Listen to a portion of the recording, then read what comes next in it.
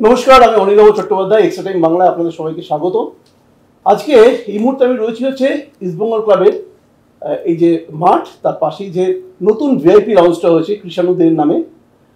ভারতীয় ফুটবলের legendary footballer কৃষাণুদেরকে শ্রদ্ধা জানাতে ইস্টবেঙ্গল ক্লাব যে লাউঞ্জটা করেছেন, সেই লাউঞ্জে আমি প্রথমবার এলাম এবং আমি সত্যি বিশ্বাস করুন এখানে এসে যে ধ্যান ধারণা নিয়ে আমরা, ধরুন আমার ফুটবল মাঠে আসা 94-95 থেকে আমি পেশাদার জীবন শুরু করেছি। আমি তখন আজকালে ফ্রিল্যান্স করতাম, তারপর থেকে মাঠে আসছি এবং আজকে এখানে এসে মনে হচ্ছে যে ভারতীয় ফুটবল যে দাবিগুলো আমরা করতাম, যে স্বপ্নগুলো আমরা দেখতাম, সেই স্বপ্নগুলোর সঙ্গে বোধহয় একই স্বপ্ন দেখতেন বোধহয় আরও কিছু মানুষ, এবং সেগুলো আলটিমেটলি বাস্তবে রূপান্তরিত করছে যারা, তার মধ্যে একজন প্রধান কারিগর যিনি ইস্টবেঙ্গল ক্লাবের ক্ষেত্রে, তিনি হচ্ছেন দেবব্রত সরকার। দেবব্রত সরকার আমার সঙ্গে রয়েছেন আজকের সাক্ষাৎকারে। কিন্তু এইটা এসে আমি সত্যি ইস্টবেঙ্গল ক্লাবে এসে, মানে এতদিন ধরে আমরা যখন এই পাশেই হচ্ছে সাংবাদিকদের রুমটা, এখান থেকে আমরা প্রেস বক্স থেকে আমরা মাঠে কভার করতাম, একটা স্পাইরাল সিঁড়ি ছিল, সেটা এখনও রয়েছে। এই সিঁড়ি দিয়ে উঠতাম বা এখানে মাঠে উঠতে গেলে কীভাবে উঠতাম আমরা জানি না। আমি আজকে উঠলাম ইস্টবেঙ্গল ক্লাবে আর্মি এরিয়াতে, একটা লিফটে করে উঠলাম, নিয়ে এখানে এরকম একটা জায়গায় বসে আছি, লাউঞ্জে বসে আছি, যেগুলো বড় বড় স্টেডিয়ামে একসময় দেখেছি। আমরা জানি যে অনেক প্রতিকূলতা ছিল, যে আর্মির পারমিশন লাগে, সব কিছু লাগে, তারপরেও যে এই যে জায়গাটা দেখছি, তো এটা তো নিশ্চয়ই একটা বড় স্ট্রাগল ছিল। আর নিশ্চয়ই এটা কৃষাণুদের নামে তৈরি হয়েছে বটে, উদ্ঘাটন হয়নি। আমাদের আর ছোট ছোট 2-4টি কাজ বাকি আছে এর ভিতরে, সেটা করার পর আনুষ্ঠানিক উদ্বোধন হবে এটা। তখন হয়তো আমরা সংবাদ মাধ্যম, সমাজের বিশিষ্ট মানুষদের ডাকবো, এখানে প্রাক্তন খেলোয়াড় যারা আছেন তাদেরও ডাকবো। প্রত্যেকটা, আমি মনে করি প্রত্যেকটা জিনিস লড়াই করেই করতে হয়, আপনি কিছু পাওয়া যায় না। লড়াইটাই হচ্ছে মানুষের ইউএসপি আমি মনে করি। আমি এটা নিয়ে ভাবি না, আমি জানি দিনটা শুরু হয় একটা লড়াই করব বলে, আমি যখন শেষ করি তখনও মনে হয় কালকে সকালে উঠে কোন লড়াইটায় সামিল হব এবং সেটাকে উত্তীর্ণ করতে হবে। সেটা কারুর ব্যক্তিগত হতে পারে, সামাজিক হতে পারে, ক্লাবের ক্ষেত্রে হতে পারে, যে কোনো ক্ষেত্রে। সেরকম প্রত্যেকটা কাজ কিন্তু ওই যুদ্ধ করেই করতে হবে। আর্মি ল্যান্ড একটা প্রতিকূলতা আছে, তাদের একটা নিয়ম নির্ধারণ করা আছে, তার বাইরে যাওয়া যায় না।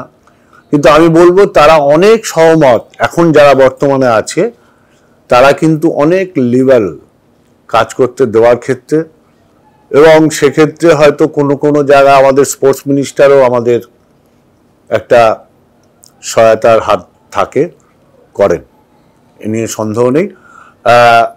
এইটা আমরা খুব তাড়াতাড়ি উদ্ঘাটন করব। আরও একটু পরিবর্তন তোমরা দেখতে পাবে এখানে, এক্ষুনি বলছি না, সেই পরিবর্তনটা এলে আরও সৌন্দর্য বাড়বে এটা। হ্যাঁ, তোমরা এই কয়েক বছরে দেখেছি, মানে যে সময়টা আর কি, হয়তো সেভাবে কি বলবো, যে ফুটবল টিম কন্ট্রোলটা হয়তো সেভাবে তোমাদের হাতে সেভাবে ছিল না যে সময়টা বলো, বা সেই সময় তোমরা বসে না থেকে কিছু না কিছু কাজ করে গেছো। ক্লাবের ইনফ্রাস্ট্রাকচার ডেভেলপমেন্ট, একটা আর্কাইভ হয়েছে, যেটা মানে মানে আমি বলবো যে ভারতবর্ষের কোনো স্পোর্টস বডি এরকম ভালো একটা আর্কাইভ আছে বলে আমার মনে হয় না। তো এই লাইব্রেরি হয়েছে, বিউটিফিকেশনের কাজ অনেক হয়েছে, তোমরা একটা ক্লাবের মধ্যে একটা বার করেছো, প্রপার লাউঞ্জ করেছো সাপোর্টারদের জন্য বা মেম্বার্সদের জন্য। এই যে ইনফ্রাস্ট্রাকচার বিল্ডিং এবং ক্লাবটাকে একটা ইন্টারন্যাশনাল লেভেলে নিয়ে যাওয়া সমস্ত ইনফ্রাস্ট্রাকচার ওয়াইজ, এই যে কাজটা, এটা তো খুব একটা সহজ ছিল না। তো ফুটবল টিম আমি চালাতে পারছি না, ফুটবল টিম আমি করতে পারছি না, ফুটবল টিমের ক্ষেত্রে আমাদের রেস্ট্রিক্টেড করে দেওয়া হয়েছে। সেই জায়গা থেকে নিজেকে মোটিভেট করে যে না, আমি কোনো না কোনোভাবে ইস্টবেঙ্গল ক্লাবের সেবা করে যাবো। এই ফিলিংটা কীভাবে আসে আর কি? না, আমরা না এখানে একটা টিম ওয়ার্ক কাজ করি। আমাদের প্রেসিডেন্ট সবার মাথার উপরে, সাধারণ কর্মী অবধি, সেটা একটা আমরা আলোচনার মাধ্যমে করি। হয়তো প্রকাশ্যে কিংবা সামনে আমাকে দাঁড়াতে হয়, একটু বেশি সময় দিতে হয়, কিন্তু আমরা টিম ওয়ার্ক করি। এই যে টিমের ক্ষেত্রে কিংফিশার যাওয়ার পর থেকে টিমের বাঁধনটা কোনো সময় বেসিক্যালি আমাদের কাছে ছিল না, এটা সত্যি কথা। কিন্তু আমরা দেখলাম আজকে টিমের বাঁধন নেই। আমাদের যিনি এখানে কাজ করবার জন্য রেখে গেছেন, তার নাম প্রয়াত দীপক দাস, জীবন চক্রবর্তী, এদের একটা স্বপ্ন ছিল যে ক্লাবের বহু কিছু তৈরি করবে, গঠন করবে, সেগুলো ওরা করে যেতে পারেনি, খুব আর্লি স্টেজে আমাদেরকে ছেড়ে চলে গেছে। তো ওনাদের যা যা স্বপ্ন ছিল মোরাললেস আমরা কিন্তু সেটা খানিকটা হলেও করতে করেছি। যেমন ক্লাবের ভিতরে একটা কফি শপ করেছি, ক্লাবে একটা জিম করেছি, জাকুসি করেছি, প্রেস রুম আলাদাভাবে করেছি। এই যে আর্কাইভের কথা তুমি বললে, এই আর্কাইভ নিয়ে একটা যন্ত্রণা ছিলই। আর্কাইভ নিয়ে দীর্ঘদিন থেকে একটা, সেই সময়কার যিনি দায়িত্বে ছিলেন আর্মির তরফ থেকে, কর্নেল ল্যান্ড ছিলেন, ওনাকে কনভিন্স করতে অন্তত আমার 6 থেকে 8 মাস সময় লেগেছে, যে প্রতিনিয়ত আমি ওখানে যেতাম।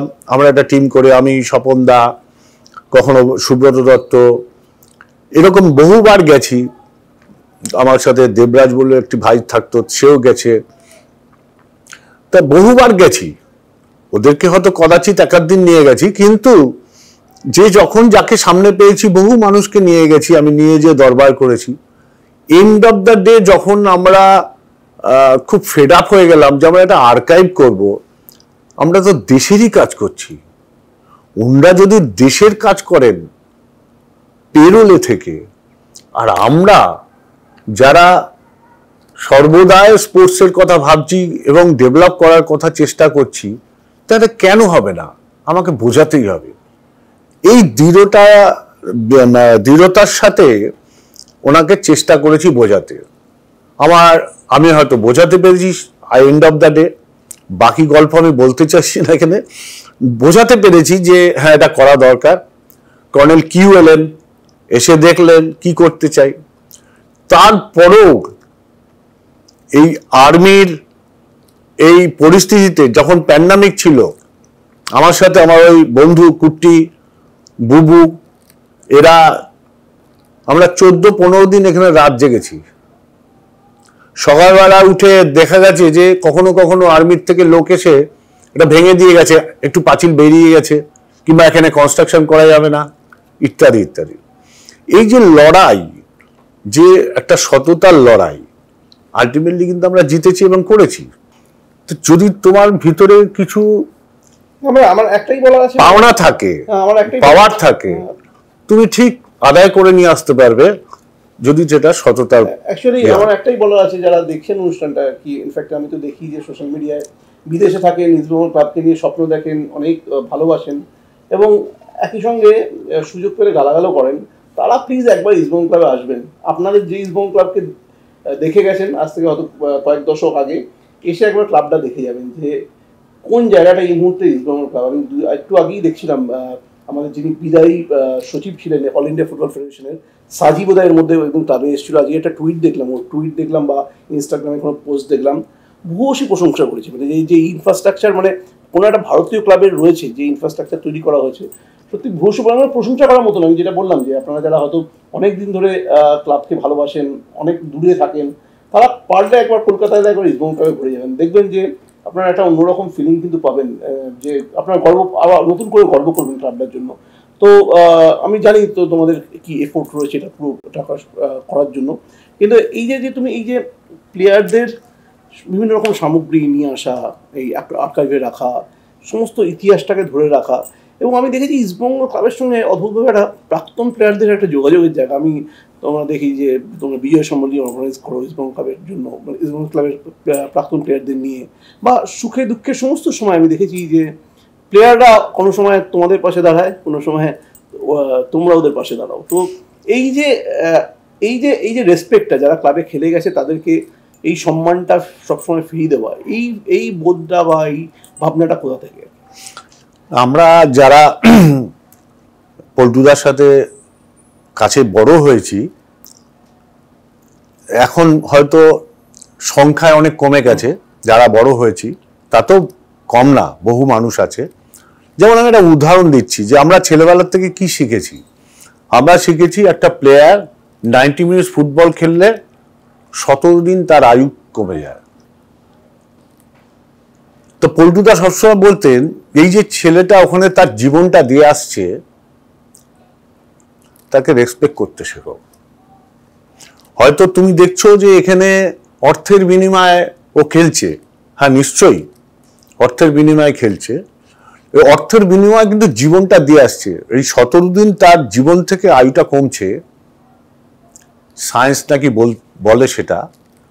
এই যে শিক্ষাটা আমাদের কাছে, যেমন আমি, বাবলু, বাবু ভট্টাচার্য, রাজা, এরা খুব ক্লোজলি কাজ করেছি পল্টুদার সাথে, আরো অনেকে আছে ক্লাবে কাজ করেছে, আমাদের প্রেসিডেন্ট খুব কাছ থেকে কাজ করেছে।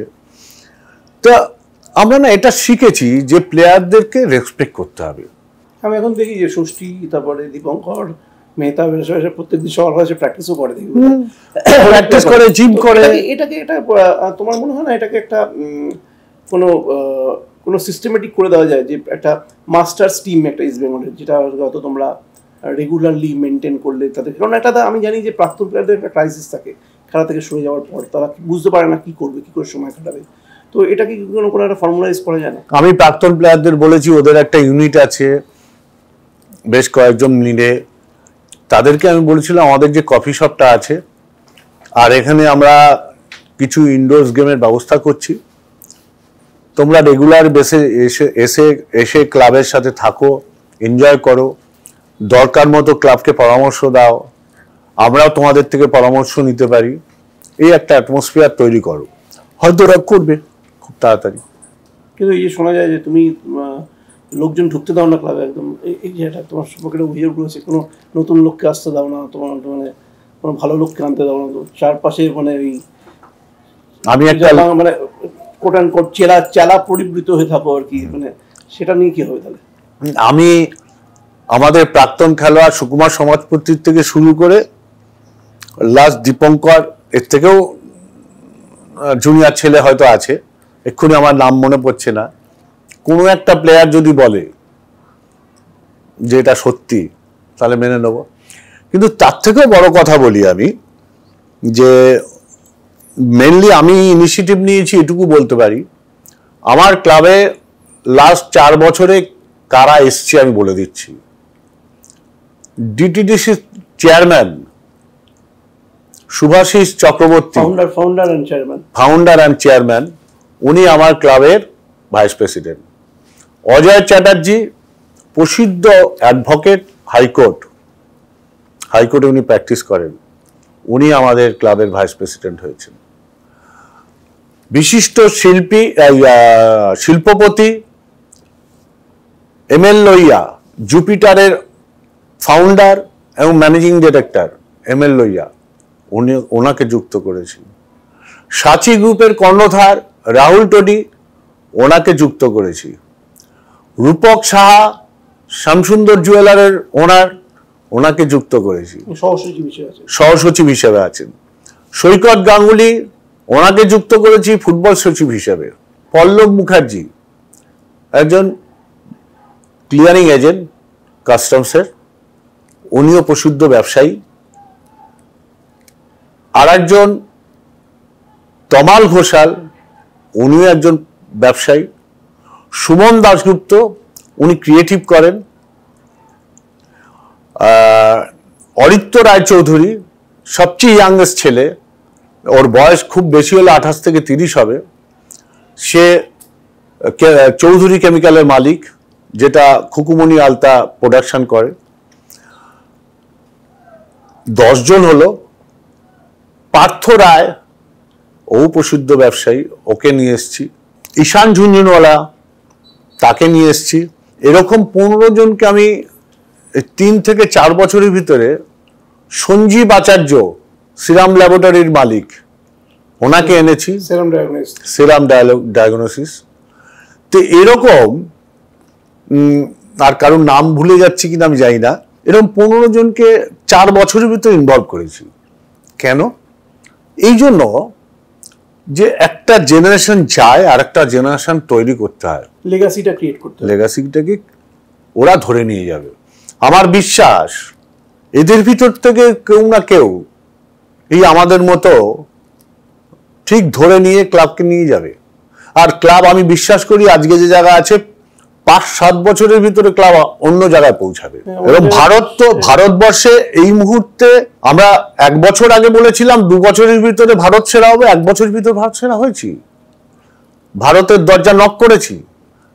আমি ইমামিকে সেলুট জানাই, ওরা ধীরে ধীরে আমাদেরকে অ্যাকাস্টম করছে, বুঝতে পারছেন। আমি আদিত্যজি, মনীষজি, বিভাস এবং সন্দীপজি, এদের সবাইকে, এদের 4 জনের সাথে মেনলি আমরা কাজ করি। এভরিডে করসপন্ডেন্সটা আমাকেই বেশি করতে হয়, কিন্তু আমি এদেরকে রেসপেক্ট রেখেই বলছি, ওরা কিন্তু যেভাবে শুরু করেছিল আস্তে আস্তে কিন্তু সেই জায়গার থেকে একটা জায়গা আসছে। যেমন গত বছর আমরা ওনাদেরকে বোঝালাম যে আমরা ড্রাফটটা পাইনি মানে দেশের যারা স্টার তারা কিন্তু বিভিন্ন টিমে অলরেডি অকুপাই হয়ে আছে।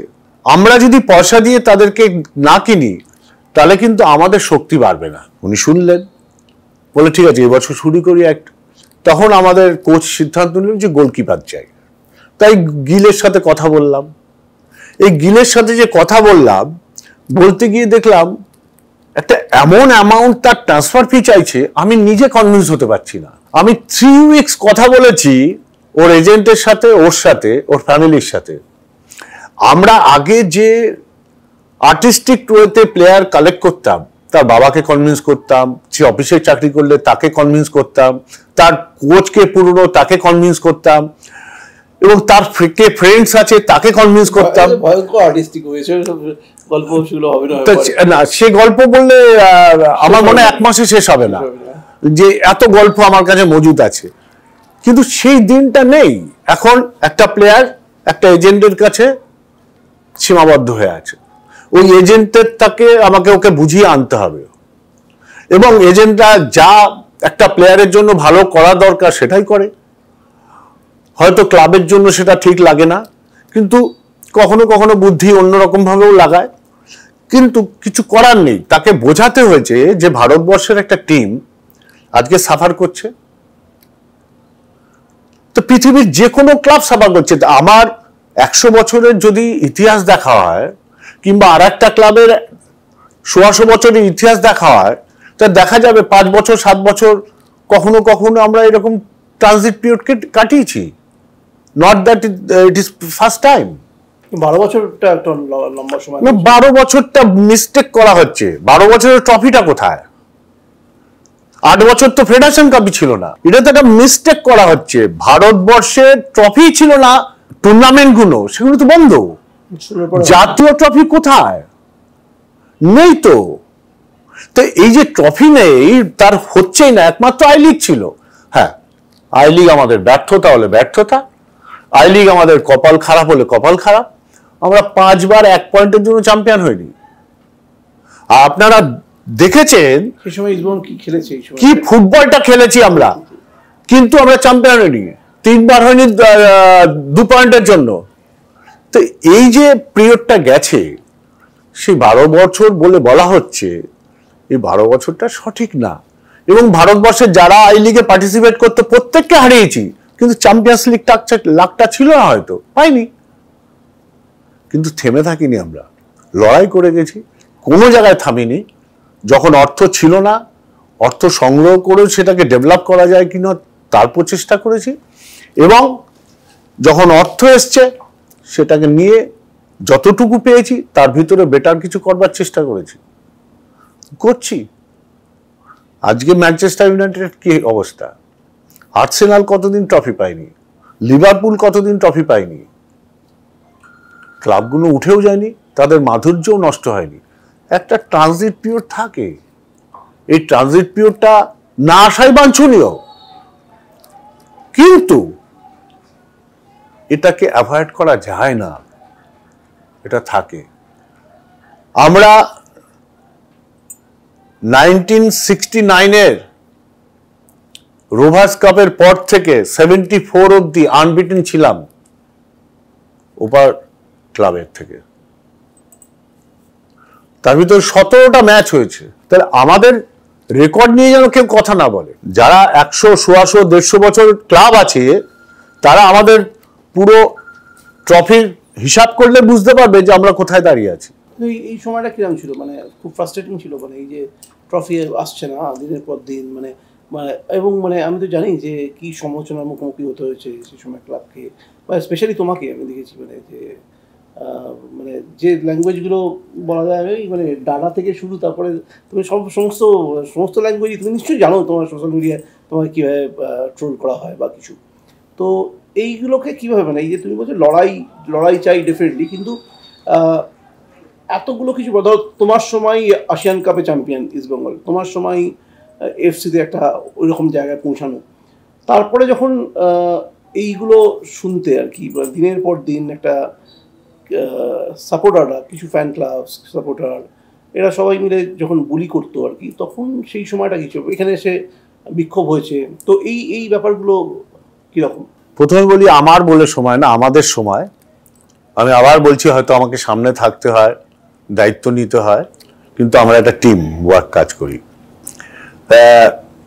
আমি না এটা এনজয় করি, এই ক্রিটিসিজম, সমালোচনা, ওই ল্যাঙ্গুয়েজগুলো যে বলে তার রুচির পরীক্ষা দেয়, সেটা নিয়ে আমি চিন্তা করি না। আর বাকিগুলো আমি এনজয় করি, কারণ আমি এখান থেকে না সাহস সঞ্চয় করি, লড়াইয়ের রসদ পাই। যে আমি যেদিন ইস্টবেঙ্গল ক্লাবে এখানে এসছিলাম ক্লাব করব বলে, সেদিনকে আমি নিজে এসেই পল্টুদার সাথে, জীবনদার সাথে নিজে মিট করেছিলাম যে আমি আপনার সাথে ক্লাব করতে চাই। তো উনি আমায় বললেন অতি উত্তম, ভালো। তো দু চার কথা বলেছিলেন, তার একটা কথা বলি, লনে দাঁড়িয়ে আমাদের ট্রেনটাকে দেখিয়ে বলছিল তুমি কি ওর ভিতরে যেতে চাও? বললাম হ্যাঁ যেতে চাই। বলে ওদিকে ওটা যাওয়ার আগে অদৃশ্য দুটো ট্রাঙ্ক আছে এখানে, ওই ট্রাঙ্কের ভিতরে কিছু জিনিস রেখে যেতে হবে ভিতরে। তা বললাম কি? সম্মান, ভালোবাসা, পাওনা, গন্ডা, অধিকার সব ফেলে দিয়ে যেতে হবে। যখন বেরোবে ওটা নিয়ে বেরোবে আর একটা লাঞ্ছনা, বেদনা, ঘাড় ধাক্কা। Are you ready to join us? বললাম ইয়েস। তা আমি সেদিনই আমি প্রিপেয়ার্ড। এটা নিয়ে আমার কাছে কিছু অসুবিধা হয় না, আমি এটাকে চ্যালেঞ্জ নিয়ে। আমি চাই যদি আজকে 5 লাখ লোক গালি দেয়, 15 লাখ লোক গালি দিক, আমি সেটাকে এনজয় করব। এই ফ্যান ক্লাবগুলোর সঙ্গে সম্পর্কটা নষ্ট হলো কেন, মানে এইভাবে, মানে কোথা থেকে শুরু? মানে কিছু আমি বললাম কয়েকটা ফ্যান ক্লাব দেখি যে, পার্টিকুলার নাম বলছি না, যে ভীষণভাবে একটা ক্যাম্পেইনই বলবো, সে যে ইস্টবেঙ্গলের যারা এই মুহূর্তে যারা ইস্টবেঙ্গল ক্লাব চালান, স্পেশালি তোমার উপর একটা আমি দেখি যে একটা রয়েছে ব্যাপার। তো এটা এই সম্পর্কটা তো নষ্ট হওয়া উচিত ছিল না, কোথা থেকে হলো? আমি কোনো ফ্যান ক্লাব নিয়ে, আমার কাছে কোনো ফ্যান ক্লাবের কোনো গুরুত্ব নেই। আমার কাছে আমার ইস্টবেঙ্গল ক্লাবের সমর্থক, সভ্য, আমার খেলোয়াড়, প্রাক্তন খেলোয়াড়, সহকর্মী, এদের গুরুত্ব আছে। ফ্যান ক্লাব কেন চালায়, কি করে চালায়, মানুষ বিচার করবে, মানুষ দেখে নিক। আমার কাছে কিচ্ছু এফেক্ট করে না কোন ফ্যান ক্লাব কি আছে না আছে। যে ফ্যান ক্লাবের কথা, যাদের কথা তুমি উল্লেখ করছো, আমি জানি না কাদের কথা করছো, আমার কাছে কিছু এফেক্ট করে না। কিন্তু বহু শয় শয় ফ্যান ক্লাব আছে, ক্লাবের সাথে কাজ করে, সেটা হয়তো মেম্বার্স অ্যাসোসিয়েশন, কোনো ফ্যান ক্লাব নিয়ে নেই, লাভার্স অ্যাসোসিয়েশন, এরকম করে বহু আছে, কয়েক লক্ষ লোক আছে আমাদের সাথে, তারা কাজ করে। এই বিষয়ে বলতে তোমরা তো মাঝখানে ক্রাউড ফান্ডিংয়েরও চেষ্টা করলে, তো সেটার কেমন রেসপন্স পেয়েছিল? দেখো, ক্রাউড ফান্ডিং চলছে, প্রসেস, এটা চলবে, বন্ধ হবে না। আমরা খুব খারাপ বলবো না, খুব ভালোও বলবো না, কিন্তু আমাদের কর্মসমিতির লোকেরা ইনিশিয়েটিভ নিয়ে যে যে কাজ করেছে, আমার কিছু প্রাক্তন খেলোয়াড়রা করেছে, তারা আমাদের প্রাক্তন খেলোয়াড়রা ক্রাউড ফান্ডিংয়ে পার্টিসিপেট করেছে।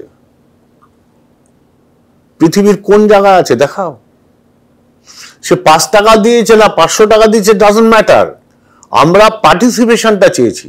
কোথাও একটা সমস্যার জায়গা তো হচ্ছে, ধরো মানে তুমি ডেফিনেটলি আমি প্রশংসা করলে, কিন্তু যে লেভেলে টিমটা বিল্ড করতে গিয়ে যে টাকাটা দরকার হচ্ছে, সেই টাকাটা তো কোনোভাবে হচ্ছে না, আসছে না, সেখানে একটা গ্যাপ থেকে যাচ্ছে। সেখানে তোমরা অনেকের কাছ থেকে টাকা নিয়ে নিয়ে এবারে আমি জানি সেকেন্ড উইন্ডোতে অনেকটাই হয়তো সাপোর্ট ক্রাউড ফান্ডিং থেকে বলো বা আরো কয়েকজন মানুষের সাপোর্ট বলো লেগেছে হয়তো। তো সেক্ষেত্রে কি তোমার মনে হয় যে ইমামির সঙ্গে এই যে ফারাকটা সেটা থেকেই যাবে তোমার মনে হয় নাকি? না না, আমরা মেটাবো এটা।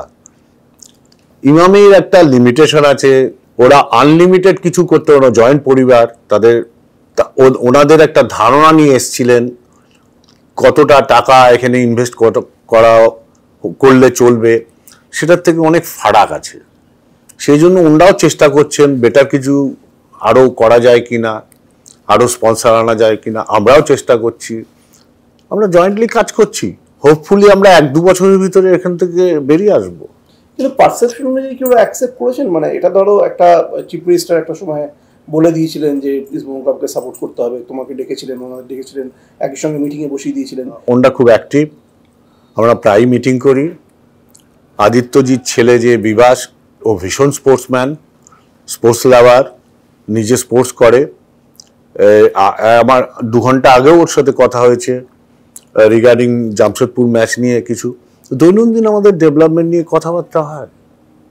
আমরা তো আন্ডার-15, আন্ডার-13, আন্ডার-17 কাজ চালিয়ে যাচ্ছি, করছি তো।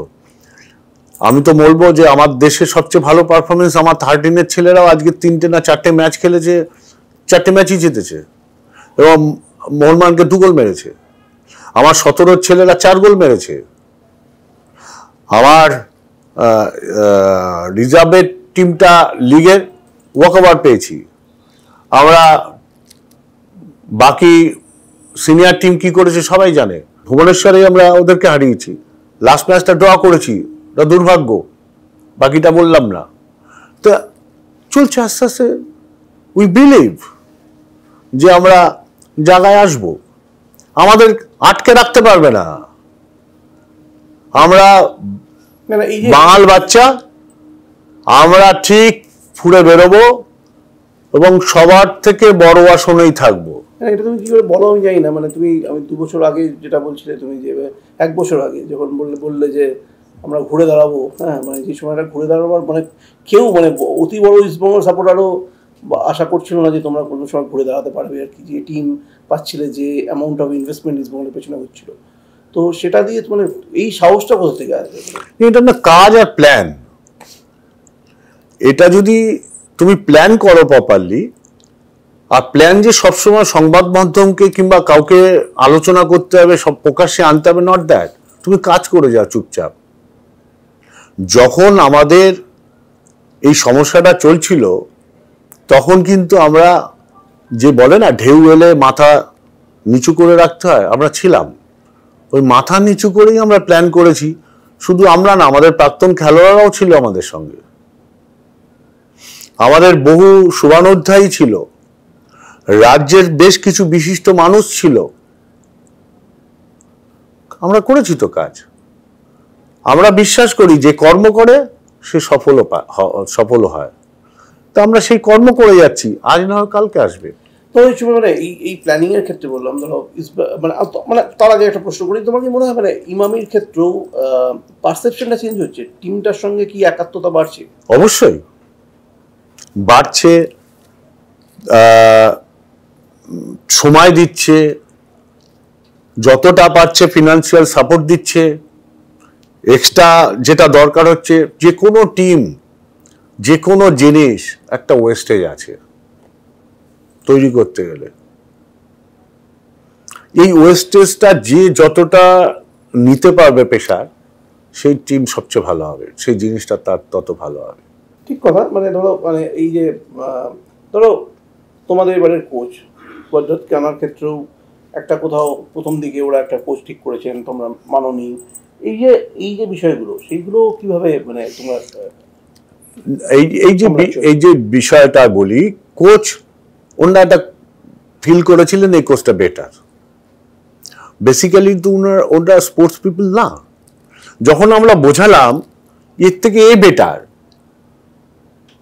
কমিট করেছো, কখনো কখনো কমিটের থেকে বেরিয়ে গিয়ে তাকে বুঝিয়ে দিতে হয় যে আমি বেটারমেন্টের জন্য করছি, ঈশ্বরও ক্ষমা করবে।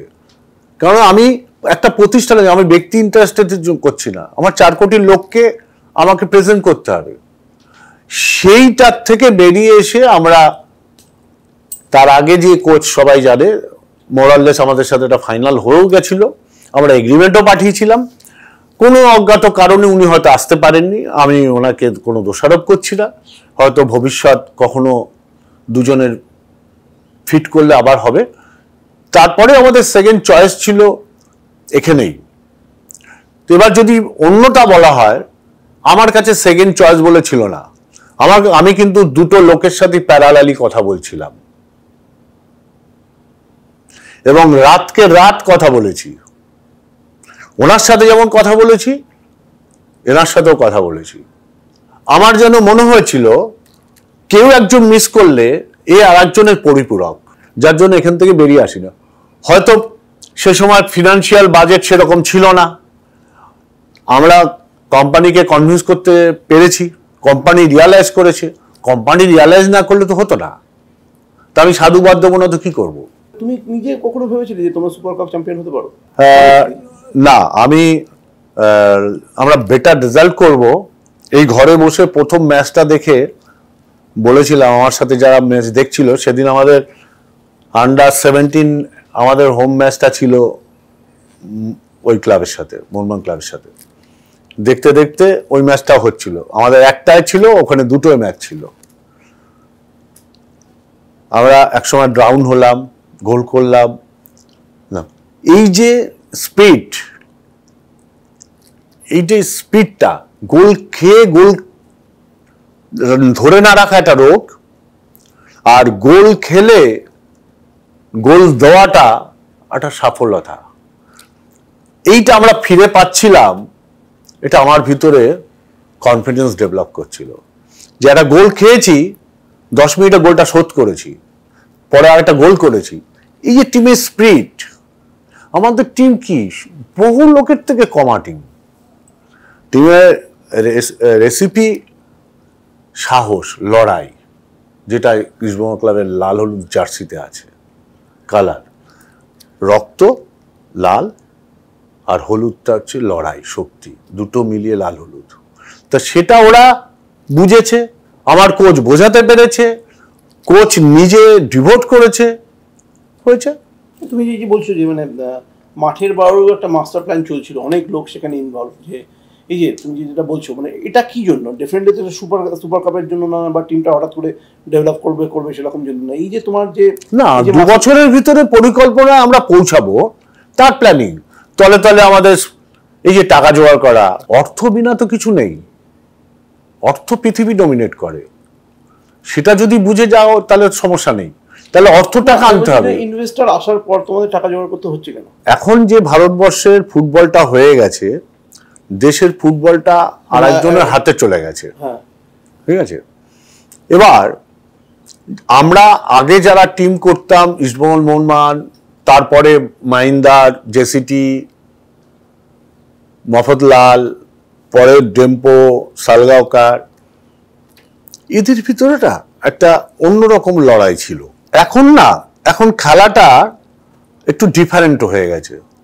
তখন ফেডারেশন নিজে ম্যাচ অর্গানাইজ করতো, এখন একটা কোম্পানির কাছে যেহেতু গেছে, তাদের নিয়মাবলীটাই সবসময় প্রাধান্য পায়। তারা যেভাবে, এই যে আমরা যখন এলাম, আমরা এই ড্রাফটের ফেসিলিটিটা পেলাম না, আমরা তো ডিপ্রাইভ হলাম। আমরা ড্রাফটের ফেসিলিটিটা যদি পেতাম তাহলে আমরা টিমটা করতে পারতাম। যেহেতু ড্রাফটের ফেসিলিটিটা পাইনি, তার জন্য সাফার করতে হচ্ছে। ওই লোকটার যদি 5 টাকা খরচা হয়, আমার তো ওখানে 7 টাকা খরচা করতে হচ্ছে, বিকজ আমাকে কিনতে হচ্ছে ট্রান্সফার ফি দিয়ে। তো সেই ব্যালেন্সটার জন্য প্রবলেম হচ্ছে, এই জন্য বাইরের থেকে আনতে হচ্ছে। প্রত্যেকটা লোকের একটা লিমিটেশন আছে, তারা একটা যেটা স্বপ্ন নিয়ে এসছে কিংবা যে ইনভেস্টমেন্টটা ভেবেছে সেটার থেকে একটু আলাদা হচ্ছে, তখনই এই জিনিসগুলোর পরিস্থিতি ফেস করতে হয়। তা আমরা আমাদের ক্লাব যেভাবেই একটা কোম্পানি করে চলছে, কোটি কোটি মানুষ এদিকে তাকিয়ে আছে, তা আমরা চুপ করে বসে থাকবো? আমাদের কিছু দায়বদ্ধতা নেই? আমরা তাদের পাশে যে দাঁড়াবো না? আমরা অর্থ সংগ্রহ, আমি তো অর্থ সংগ্রহ করতে আগামীকালও যাচ্ছি শিলিগুড়িতে, আমাদের একটা টিম যাচ্ছে। তোমার কি মনে হয় যে আমি বারবার করে যেটা মনে করি যে বা আমি ফিল করি যেটা যে ইস্ট বেঙ্গল মোহনবাগান ক্লাব একটা ভারতবর্ষের একটা লিগে খেলছে ফ্র্যাঞ্চাইজি ফি দিয়ে 15 কোটি টাকা প্রায়। এই যে সিস্টেমটা তৈরি হলো যে ইস্ট বেঙ্গল মোহনবাগান ক্লাব গত 100 বছর ধরে ভারতীয় ফুটবলকে প্লেয়ার দিয়ে এসছে, না হলে ভারতীয় ফুটবল হয়তো কোনোদিন হয়তো ভারতীয় ফুটবল কোনো এশিয়ান গেমসের টিমও তৈরি করতে পারতো না, এরকমও পরিস্থিতি হয়তো কোনো কোনো সময় গেছে। তো সেই দুটো ক্লাবকে 15 কোটি টাকা দিয়ে খেলতে হয় একটা লিগে। এইটা তোমার কাছে কিরকম মনে হয় এই সিস্টেমটাকে? হ্যাঁ, গুড কোশ্চেন। যখন এই পরিস্থিতি এলো না, তখন কেউ ভারতীয় এই 2 ক্লাবকে বলবো 3 ক্লাবকে বাদ দিয়ে ভারতীয় ফুটবলের পরিকাঠামোটাকে মাপতে চেষ্টা করেছিল। কিছু দূর গিয়ে হোঁচট খেয়ে বুঝতে পারলো তখন ফিরে এলো যে এটা সঠিক রাস্তা হচ্ছে না। তো তখন কোনো একটা জায়গায় অল ইন্ডিয়া ফুটবল ফেডারেশনের কর্তারা শুদ্ধ আমাদের এই ক্লাবগুলোকে নিয়ে কিছু বক্তব্য হয়েছিল যে ফ্র্যাঞ্চাইজি ফি দেওয়া যাবে না এবং ফ্র্যাঞ্চাইজি ফি না দিয়ে খেলতে নিতে হবে আমাদেরকে, এবং আমরা সবাই একসাথে গিয়ে জয়েন করব। বাকি কথাটা তোমার কাছে আমি বলবো না। আমি তোমাদের মাধ্যমে তদানীন্তকাল মোহনবাগানের সচিব এবং বর্তমান সচিব কে সামনে রেখে আমি প্রেস কনফারেন্স করে বলতে চাই ঘটনা কি হয়েছিল মানুষের জানা উচিত, আর তার পরিপ্রেক্ষিতে কি ঘটলো। এবং তোমরা এখনই তো ব্যাপারটা আটকানো যেত, তোমরা হতে পারলে না কেন? এবং আমরা প্রকাশ্যে আমরা যে এগ্রিমেন্ট করেছি, ওই ক্লাবও যে এগ্রিমেন্ট করেছে, প্রকাশ্যে সভ্য সমর্থকদের কাছে এনে ফেলুক। তোমার মাধ্যমে ওদেরকে আহ্বান জানালাম, প্রেস কনফারেন্সে এগুলো ওদের সামনে বলতে চাই কি ঘটনাটা ঘটেছিল, কি ঘটনার পর এই পরিস্থিতি এসছে, আর কেন এই পরিস্থিতিকে আজকে ফেস করতে হচ্ছে, কেন মানুষের জানা উচিত। আমি এখন এখানে একটা কথা বলবো তোমায়, কালকে তোমাকে কাউন্টার করে আরেকটা কথা বলবে, মানুষের কাছে চিত্রটা পরিষ্কার হবে না। আমি চাই ইন ফ্রন্ট অফ বোথ গাই মানুষের কাছে চরিত্রটা কিংবা সিচুয়েশনটা পরিষ্কার হোক, মানুষ জানুক কি হয়েছিল, কেন হয়েছিল, কি প্ল্যানিং ছিল, কারা কারা ইনভলভ ছিল, এগুলো জানুক মানুষ। কিন্তু আমাদেরকে যে প্ল্যান করা হয়েছিল আটকে রাখতে পারিনি, আমরা 2 বছরের ভিতরেই জায়গায় চলে এসেছি। আর 2 বছর সময় দাও, জায়গা আরো পরিষ্কার করে দেবো। জায়গা তো মোহনবাগান এসছে, মোহনবাগান আরো বেশি টাকা ইনভেস্টমেন্ট এনেছে, মোহনবাগান 70 কোটি টাকার দরের টিম করছে। মানে তুমি যদি অর্থনৈতিকভাবে দেখতে চাও অনেক বেটার জায়গা আছে। আছে তো, আমি তো অস্বীকার করিনি, আছে তো। কি শর্তে আছে, মানুষের ক্লাব কোথায় নিয়ে আছে সেটা মানুষকে জানাক, আমরা জানাবো। একটা কথা বলে দিই, এই প্রতিষ্ঠান তৈরি করেছে যারা, রক্ত দিয়ে, সময় দিয়ে, ফ্যামিলির ব্রেড কেটে, তারপরে যারা চালিয়ে নিয়ে গেছে সিমিলার ওয়েতে, এই প্রতিষ্ঠানকে আমরা আরেকজনের হাতে তুলে দেওয়ার অধিকারী নই আর পারি না। আমাদের সব পূর্বসূরীদের ব্লাড রয়েছে এখানে। আমরা চাইছিলাম সেরকম একটা এগ্রিমেন্ট হোক, অন্যথায় সেটা আছে কি জিজ্ঞাসার জন্য রইল। আমাদের আছে, বুক বাজিয়ে বলতে পারি আমাদের আছে। না, আমি একটা ক্ষেত্রে নামের ক্ষেত্রে যেটা মানে খোলা চোখে যেটা দেখা যায় যে মোহনবাগান নামের পরে একটা এসজি বসছে, সুপার জায়েন্ট বসছে, ইস্টবেঙ্গল ক্লাবের ক্ষেত্রে কিছু বসেনি। তো তুমি কি সেটাই বলতে চাইছো নাকি আরো অনেক শর্তাবলীর জায়গাটা? না না, আমি তুমি যেটা চেষ্টা করছো সেটা আমি বলবো না এখন।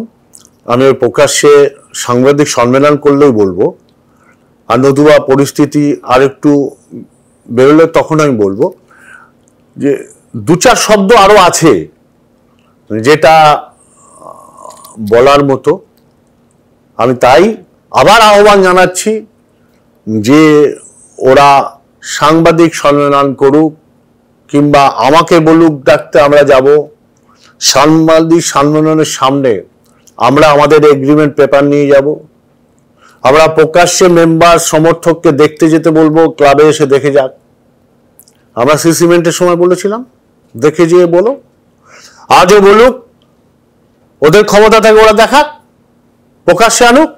আমরা এটুকু বলতে পারি, আমরা সভ্য সমর্থক কাউকে ঠকাইনি। কেউ এগ্রিমেন্ট দেখে যদি বলে দেয় যে আমরা ঠকিয়েছি, মেনে নেব, বাকিটা ভবিষ্যৎ বলবে।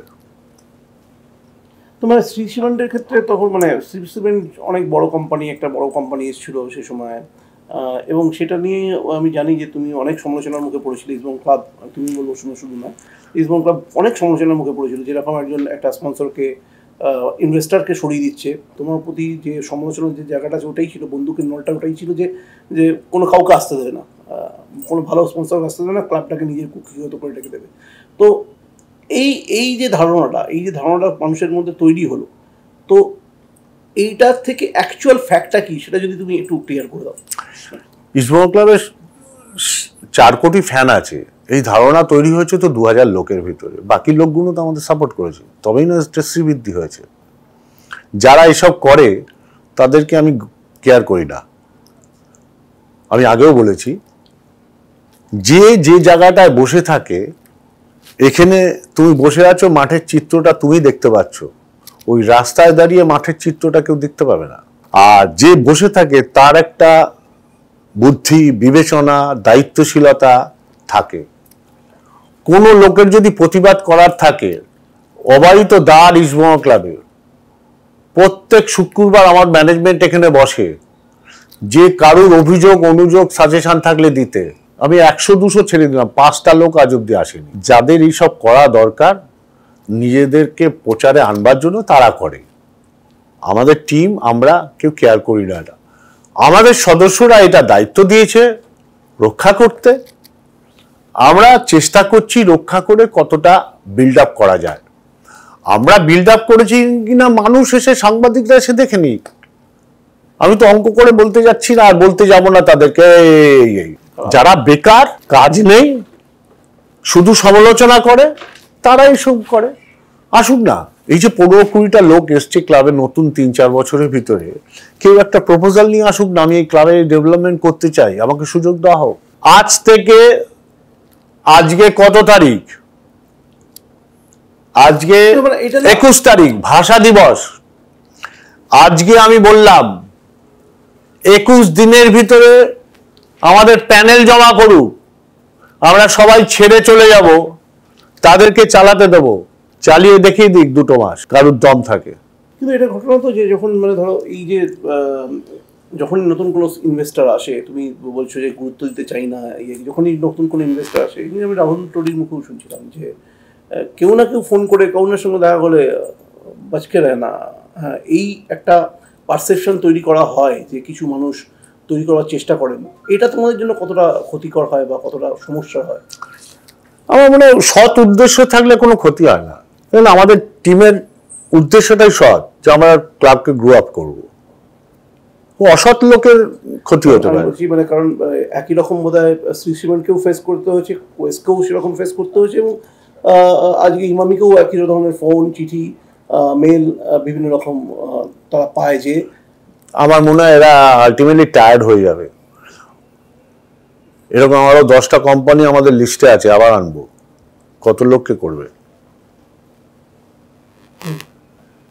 তো মানে এটা আমাদের একটা পদ্ধতি। এই কাজটা করতে কি সমস্যা হয়েছিল কোনো? এই যে ইনিশিয়ালি যেভাবে মেলাইন করা হয়, যেভাবে ক্যাম্পেইন করা হয়, না, আমার কোনো অসুবিধা হয় না। কোনো অসুবিধা হয় না? এই যে আমার কোনো ক্রাইসিস পিরিয়ড, তোমার কোনো অসুবিধা হয় না? আমি ক্রাইসিসে বড় হয়েছি আমার জীবনে। আমার এখন পল্টুদা চলে যাওয়ার পর যে আমার গার্জিয়ান, সে তার নাম বাবু ভট্টাচার্য। ও অলওয়েজ আমাকে বলে, পাছে লোকে কিছু বলে, কান দিও না, তুমি তোমার জবটা করো। আমরা কোনো একটা সিদ্ধান্ত প্রথম আমাদের কমিটিতে আলোচনা হয়, থেকে পাস করানো হয়। এছাড়াও আমরা 4 বন্ধু আলোচনা করি ফার্স্ট, আমি, বাবলু, বাবু, রাজা, 5 জন, দেবু, এরকম আলোচনা করি ফার্স্ট এই জবটা আমরা ভাবছি। হয় ওখানেই কাট হয়ে যায় আমাদের, আর নতুবা ওটা নিয়ে প্রসিড করার পর বাকি সচিব, সভাপতি সবার সাথে আলোচনা করে আমরা প্রসিড করি। জব তো একটা না, বহু রকমের এভরিডে অ্যাডমিনিস্ট্রেটিভ জব থাকে প্রচুর। একটা লেটার দেওয়ার থেকে লেটার আনানো অবধি বহু জব থাকে। তো এগুলো পরিকল্পনার ভিতরে চলে। এখানে কোনো হিউম্যাজিক্যাল কাজ হয় না, এখানে কারোর একার কথায় কাজ হবে না।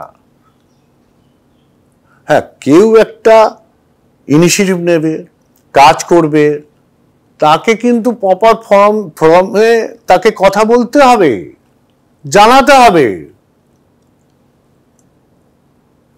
কারোর একা সিদ্ধান্ত নেওয়ার ক্ষমতা, not even president, not even সাধারণ একজন কমিটি মেম্বার।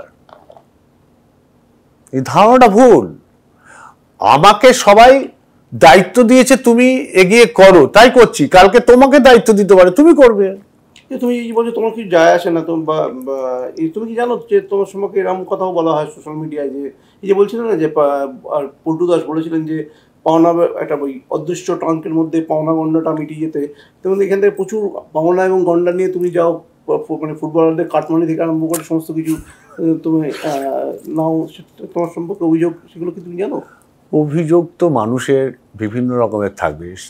তার মা বাবার প্রতিও খুব অভিযোগ আছে, ছেলেকে ভালো করে মানুষ করেনি।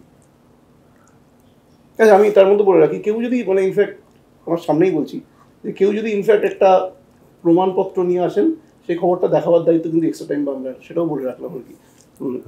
তো এই তো আমার প্রাক্তন খেলোয়াড় বসে আছে, ওর বাড়িতে ও পল্টু দাসের হাতেই তৈরি। ওর ছেলেবেলা শুরু করে ওর যে কোচ পল্টুদার কাছে পাঠিয়েছিল। আমাদের আমার স্ট্রিটে সাক্ষাৎকার দেখছেন ওখানে বসে কৃষ্ণেন্দু রায় আর কি, আমার নীলকণ্ঠ কেবিন, আমি ওখানে দাঁড়িয়ে আছি, ও আর বিল্টু, এই চিরকুটে লেখা আছে যে পল্টুদা ওদের দুজনকে পাঠালাম, একটু দেখে দিও। তো আমি নিয়ে যেয়ে প্রথম মির্জাপুরে নিয়ে গেলাম অসীম বোসের কাছে। তো ওই বলুক পল্টু দাস কত বলে দিলাম যে মানে আমি দর্শকদেরও বললাম যে কোনো ফুটবলার কোনো কেউ যদি একটা তথ্য প্রমাণ সহ আসেন, সেই খবরটাও কিন্তু করবো আমরা। হ্যাঁ, তো ওয়েস্টে যারা এরকম বলে না, তারা তার ফ্যামিলির প্রতি হ্যাপি না। মস্তিষ্ক বিকৃত না হলে এইসব কথাবার্তা বলে না।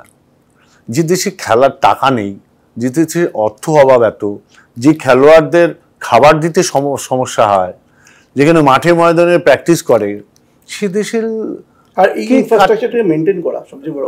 তো আমি সত্যি কথা বলতে, এই যে ইনফ্রাস্ট্রাকচার মাঝখানে যে যখন ধরো শ্রী সিমেন্ট ছিল, কোয়েস ছিল, বা ধরো এখন তো এই ইনফ্রাস্ট্রাকচারটাকে যে মেনটেন করার যে খরচাটা, এই যে মালিদের মাইনে বলো, বলো, তার ক্ষেত্রে তোমার নিশ্চয়ই একটা বড় টাকা খরচা হয়। তো এই টাকাটা কোথা থেকে আসে? আমরা নিজেরা দিই তো, প্রেসিডেন্ট থেকে শুরু করে কমিটির সব লোকেরা টাকা দেয়। এই প্যান্ডামিকের পর থেকে প্রত্যেক মাসে ভালো অ্যামাউন্ট আমাদের কমিটি মেম্বাররা দেয়, ডোনেট করে। মানে কি বলছো, তোমার এগেইনস্টে তোমরা টাকা নিয়ে যাচ্ছ ইস্টবেঙ্গল ক্লাব থেকে, এত ইয়ে হচ্ছে, প্রচার হচ্ছে, তোমরা টাকা দাও, এটা শুনতে হবে। আমার প্রেসিডেন্ট দেয়, এজিএস দেয়, সঞ্জীব দেয়, বাবু ভট্টাচার্য দেয়, বাবলু দেয়, রাজা দেয়, আমি দিই, পার্থ দেয়। কিরকম খরচা হয় মোটামুটি ইনফ্রাস্ট্রাকচার খরচাটা করতে? আমাদের অফিস বলতে পারবে, তবে ইলেকট্রিসিটি বিলই তো প্রায় 1,00,000-1,600,000 টাকা আসে। এতগুলো স্টাফ আছে, খরচা তো হয় 5-7-10 লাখ টাকা তো খরচ হয় মনে হয়। এটা অ্যাকাউন্টেন্ট, ট্রেজারার এরা বলতে পারবে, আমার এক্সাক্ট ফিগার মনে হয়। সেটা সোর্স অফ ইনকামটা বলে মেম্বারশিপ এন্ড তো অনলি আমাদের মেম্বারশিপ রিনিউয়াল, আর কি আছে। 400 টাকা মেম্বার, 40 বছর ধরে চলছে। তো এটাকে 8,000 মেম্বারও যদি রিনিউ হয় 32 লাখ টাকা। 32 লাখ টাকা তো 3 মাসের খরচা না। বাকি 8 মাস তো ক্লাবের অফিসিয়ালরাই চালায়, সমালোচকরা তো এসে দেয় না 2 টাকা। কোটি কোটি টাকা তুমি নিয়ে যাও যে ক্লাব থেকে, সেটা ওকে দিয়ে দিলাম আজকে থেকে। যে বলছে তাকে দিয়ে দিলাম, সেই জন্য নিয়ে। একই সঙ্গে একটা কথা, যে ইস্টবেঙ্গল ক্লাবকে একটু খানিকটা ডেফিনেটলি যে কোনো খেলার আমি বলবো পৃষ্ঠপোষকতায় সরকারের সাহায্য লাগে, কিন্তু একটু মুখ্যমন্ত্রী নির্ভর হয়ে গেল না, মানে এই যে দুটো ডিলের ক্ষেত্রে? না বটেই, মুখ্যমন্ত্রীকে তো আমি বলেছিলাম, আপনার থেকে তো শিখলাম, বাংলা বেচবেন না। ইস্টবেঙ্গল বেচবো কেন? বাংলাও বিক্রি হবে না যেমন ইস্টবেঙ্গলও বিক্রি হবে না। এ তো যে এগ্রিমেন্ট হচ্ছে সেটা বিক্রি করার মতো। মুখ্যমন্ত্রী তো রিয়ালাইজ করলেন। মুখ্যমন্ত্রী, আমি কোনো রাজনৈতিক রং লাগাতে চাই না, আমার কাছেও লাগাতে চাই না, আমার ক্লাবকেও লাগাতে চাই না। একটা কথা তো সত্যি, ওই পরিস্থিতিতে তো মুখ্যমন্ত্রী বলেছেন যে আমরা তোমাদের পাশে আছি, করেছেন তো। মুখ্যমন্ত্রী করেছেন, একসময় সুভাষ দা করেছেন, যারা খুব করেছেন, মদন মিত্র করেছেন, অরূপ বিশ্বাস করেছেন, ববি হাকিম করেন, অশোক ভট্টাচার্য করেছেন, ক্ষিতিদা করেছেন, সবার আগে যার নাম বলা উচিত, sorry to say, Somen Mitra করেছে, প্রিয়রঞ্জন দাস বসু করেছে, প্রণব মুখার্জি করেছে, বরকত গনি খান চৌধুরী করেছে, সন্তোষ মোহন দেব করেছে, শ্যামল চক্রবর্তী করেছে। এখানে রাজনীতির রং নেই, এখানে রংটা লাল হলুদ। স্পোর্টস, ক্লাব, সকার, ক্রিকেট, আদার ইভেন্ট, এগুলো। তোমাদের এদেরকে তুমি মানে এই যে তুমি সমাজের বিভিন্ন গণ্যমান্য মানুষকে তুমি এক্সিকিউটিভ কমিটি নিয়ে এসছো, ক্লাবে নিয়ে এসছো, পলিটিশিয়ানদের আনছো না কেন ক্লাবে? তাতে সুবিধা হতে পারে না, পলিটিশিয়ানরা না, আমি আনছি কি আনছি না, কিংবা আমি আনার কেউ না, এটা তো একটা প্রসেস। পলিটিশিয়ানরা অনেক অনেক অনেক পলিটিশিয়ান যুক্ত আছে, সেটা তাদের ব্যক্তিগত ইয়ে। আমাকে না কেউ অ্যাপ্রোচ করেছে, না আমার সাথে যাদের রাজনৈতিক ব্যক্তিত্ব আছেন বিভিন্ন পার্টির, কখনো আমাকে এটা এনকারেজ করেননি, ডিসকারেজই করেছেন, তোমরা চালাও, আমরা আছি। That's true. কিন্তু এত কিছু আলোচনার পর, এতটা কোটি কোটি টাকা ইনভেস্টমেন্ট হচ্ছে খেলাধুলার প্রতি, এত মানুষের ইনভলভমেন্ট, পলিটিশিয়ানদের মানে ইনভলভমেন্ট আমি বলবো না, যে তুমি যে বলছো যে সাপোর্ট সিস্টেমের মধ্যে তারাও থাকেন অনেক সময়, বিভিন্ন জায়গায় দেখছি এমএলএ ক্লাব বা কাপ বিভিন্ন রকম হয়। এখন কলকাতায় এখন ডার্বি হলে একটা বাঙালি ছেড়ে খেলে বা হাফ বাঙালি ছেড়ে খেলে, তোমার এটা কি অ্যাজ এ স্পোর্টস অ্যাডমিনিস্ট্রেটর কোথাও খারাপ লাগে? না, আমার কৃষ্ণেন্দুরা বসে আছেন, মানে না, কৃষ্ণেন্দুদের ছবি। আমি বাঙালি আর অবাঙালিতে বিভেদ করতে চাই না, এটা আমার ন্যাশনাল ক্লাব। আমার এখানে বাঙালিরা যেভাবে রক্ত দিয়ে গেছে, নন বেঙ্গলিরাও রক্ত দিয়ে গেছে। পঞ্চপাণ্ডব তার উদাহরণ। কিষাণু যখন খেলেছে বিদেশি দিয়ে গেছে, চিমা তার পিছনে আছে। আমরা এটাই বিশ্বাস করি, ইস্টবেঙ্গল ক্লাব সব জাতি সব ধর্মের জন্য, কিন্তু বেঙ্গল থেকে খেলা উচিত। ভূমিপুত্র, রাইট। আমি বাঙালি বলতে আমি এখানে দাঁড়িয়ে কথা দিলাম, 3 থেকে 5 বছরের ভিতরে আমার ক্লাবে বড় ম্যাচে 5টা বাঙালি ছেলে খেলবে। থ্যাংক ইউ নিউজা, থ্যাংক ইউ সো মাচ। মানে তোমার এতক্ষণ সময় দেওয়ার জন্য অনেকক্ষণের আড্ডা হলো আর কি, মানে সাক্ষাৎকার বলবো না, এটা আড্ডাই হয়ে দাঁড়ালো। তো আমরাও তাকিয়ে থাকবো ওই দিকটাতে, যে যেদিনকে আর কি ডার্বিটা ভরে যাবে, অ্যাটলিস্ট বাঙালি ফুটবলার বা আমাদের ভূমিপুত্র বাংলার ছেলেদের দিয়ে পুরো ভরে যাবে। মোহনবাগান ইস্টবেঙ্গল ম্যাচটা আমাদের ম্যাচ থাকবে, সেই দিনটার দিকে তাকিয়ে থাকবো। এবং একই সঙ্গে আরেকটা আশা রাখবো, এই যে দুটো ক্লাব, এই দুটো ক্লাব মানুষের ক্লাব থাকবে, জনগণের ক্লাব থাকবে, সাপোর্টারদের ক্লাব থাকবে, সদস্যদের ক্লাব থাকবে, সেই আশাটাও থাকবে একই সঙ্গে। ইস্টবেঙ্গল মোহনবাগান এভাবেই থাকুক, বাঙালির গর্ব হয়ে, অহংকার হয়ে, এবং বাঙালি ফুটবল খেলুক। ধন্যবাদ আপনাদের সবাইকে, ধন্যবাদ। Extra time.